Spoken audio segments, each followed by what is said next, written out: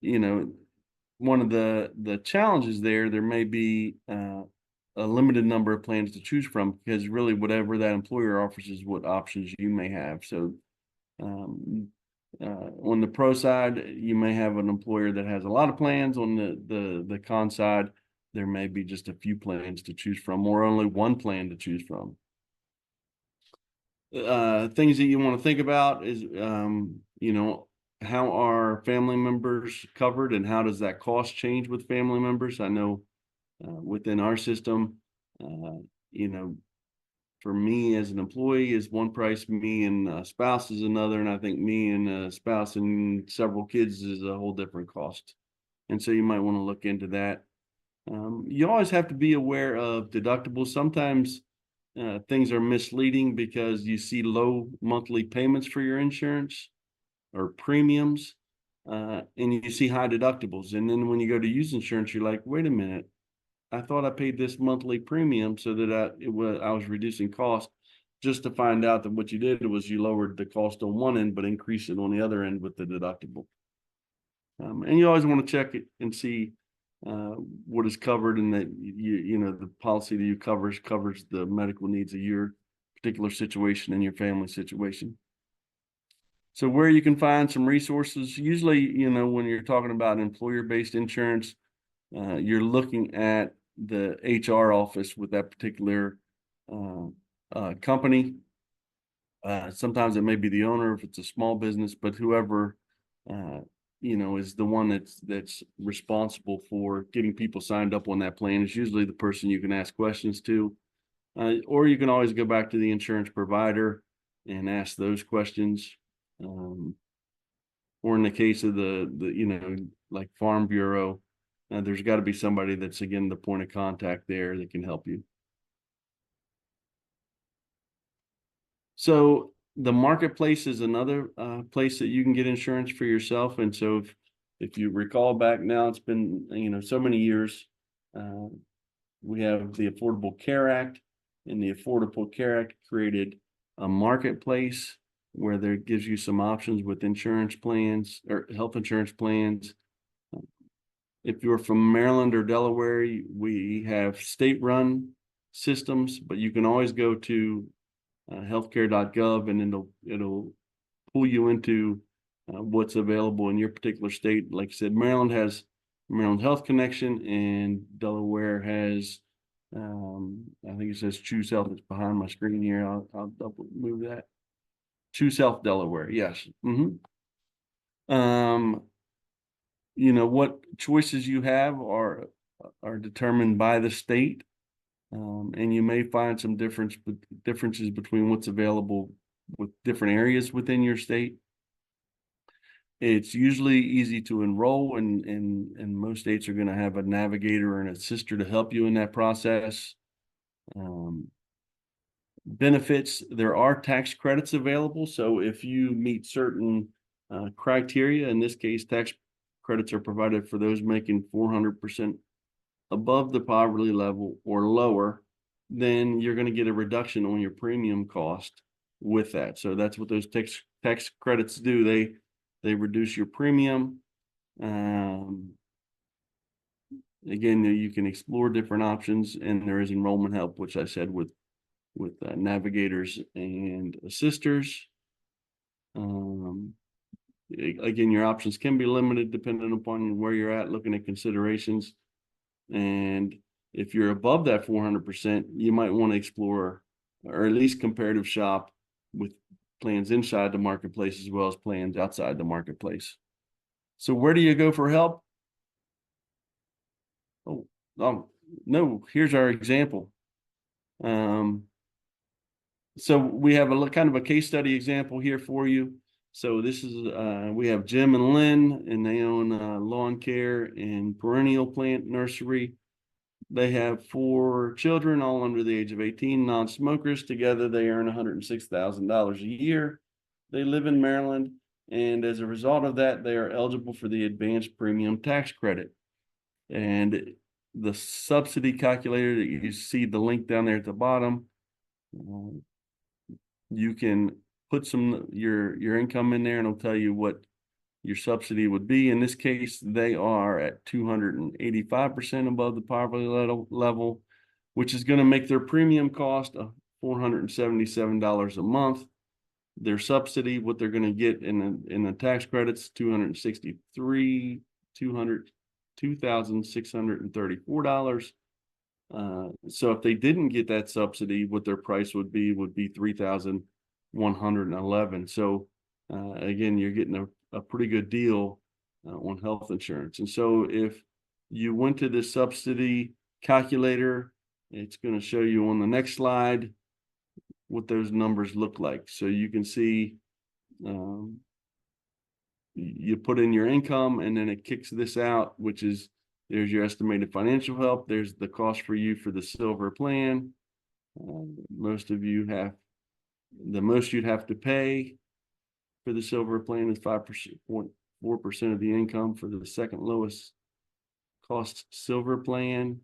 And without the financial help, it would cost you $3,011. So the big thing there is 477, right? That's the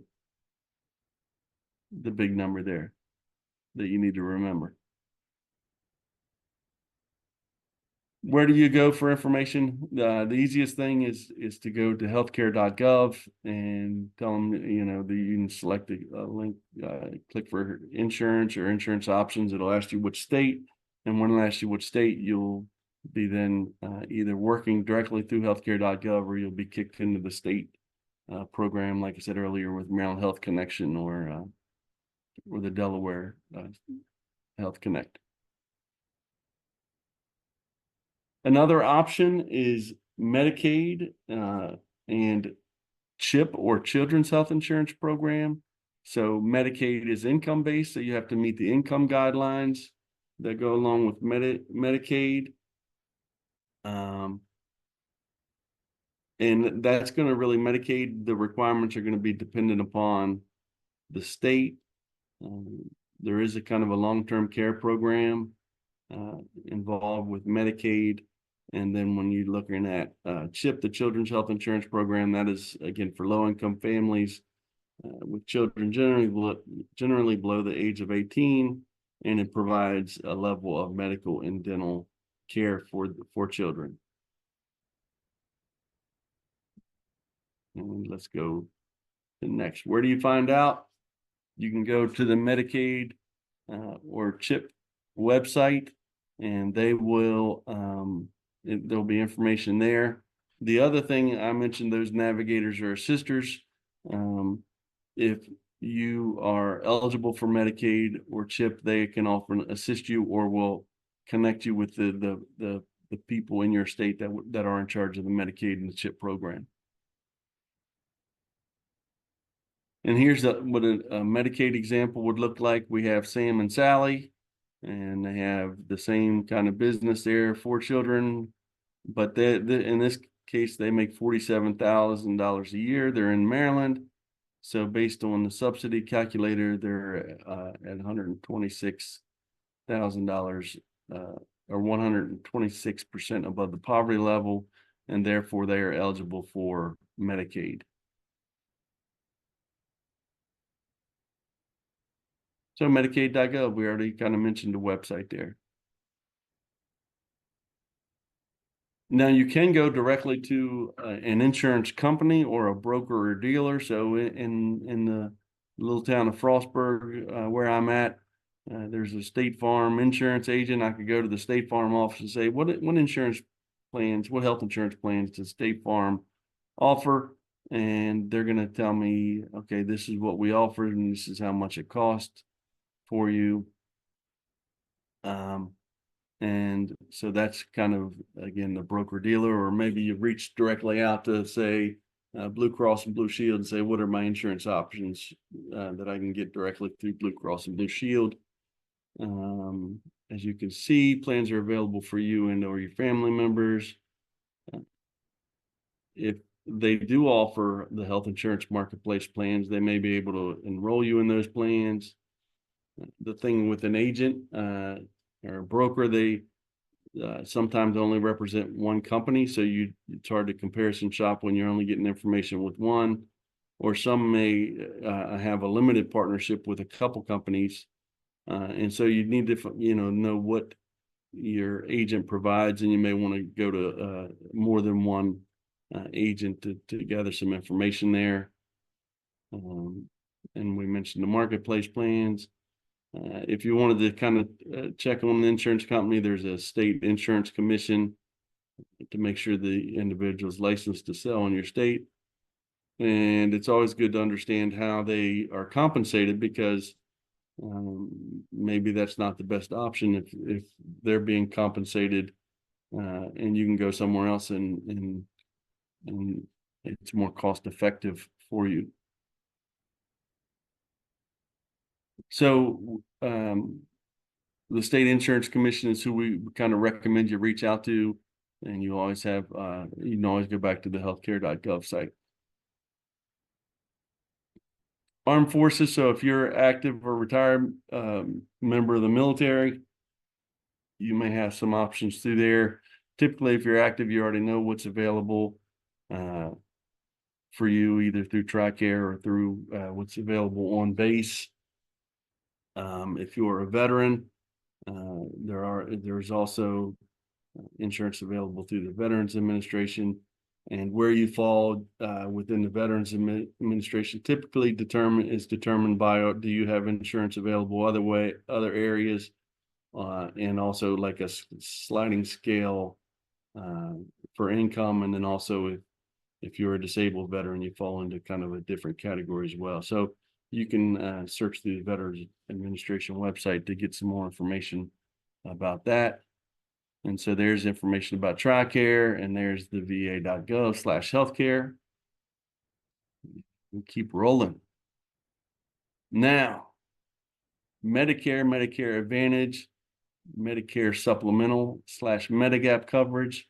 Those are all fall into that category of what we say is available for those that are 65 and older.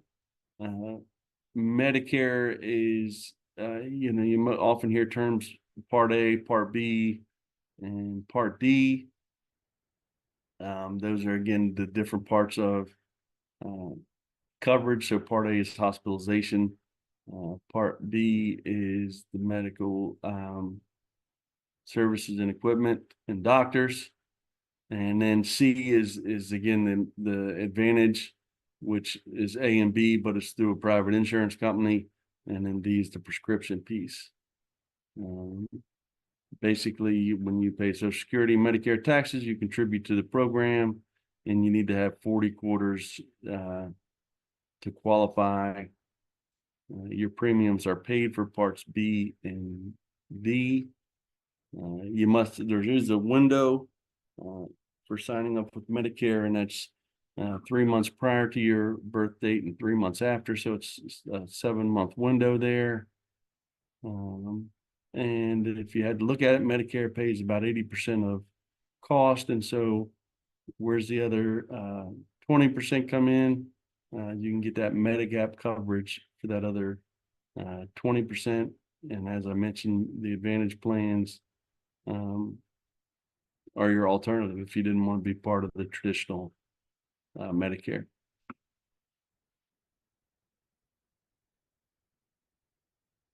And there's a wonderful website that has all the information about Medicare, and it is www.medicare.gov. And if some of you are still employed when you're getting close to that 65, I would just have some conversations with some colleagues, your employer, and say, okay, what's the best situation for me to go in? Do I need to jump right into Medicare, or do I want to keep my employer health insurance for a while? So I'm not going to give you a recommendation or tell you one you should do for another, but I do know that if you don't sign up for Medicare when you are eligible, and you don't fall under the exceptions of when you can delay, there is a penalty for signing up late, and you want to avoid that if you can. And if I was, yes, and that penalty is for life. Man, you make that sound horrible. Well, I hate to, I mean, it's a real story, but my father-in-law didn't sign up for Medicare Part D. That's the prescription drug when he was, coverage when he was 65. And so now the premium is like 20% higher. And he's 90. He's been paying that for, 25 years. Wow. I know, ridiculous. So paying attention to that is really important. And I think if we go to the next slide, I'm turning it back over.